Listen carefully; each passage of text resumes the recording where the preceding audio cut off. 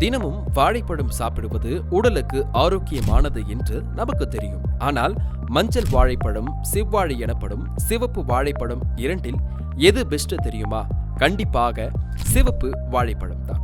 இது மஞ்சள் வாழைப்பழத்தில் இருந்து வேறுபட்டது என்பதோடு நோய் எதிர்ப்பு சக்தி, இதய ஆரோக்கியம் மற்றும் ஊட்டச்சத்தில் அதிக பங்களிப்பை செலுத்துகின்றன.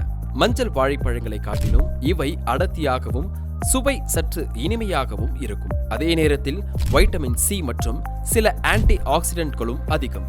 மஞ்சள் வாழைப்பழங்களின் சராசரி GI மதிப்பு 51, சிவப்பு வாழைப்பழங்களின் GI மதிப்பு 45.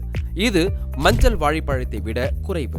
இந்த GI மதிப்பு குறைவாக இருப்பதே உடலுக்கு நல்லது. அது இரத்தத்தில் சர்க்கரை அளவை கட்டுக்குள் வைக்கும். அதோடு ஒரு சிவப்பு வாழைப்பழத்தில் இருக்கும் சத்துக்கள் இவை: 90 gram calorie, 21 gram carbohydrate, 1.3 gram புரதம், 3 கிராம் நார் சத்து இருக்கின்றது.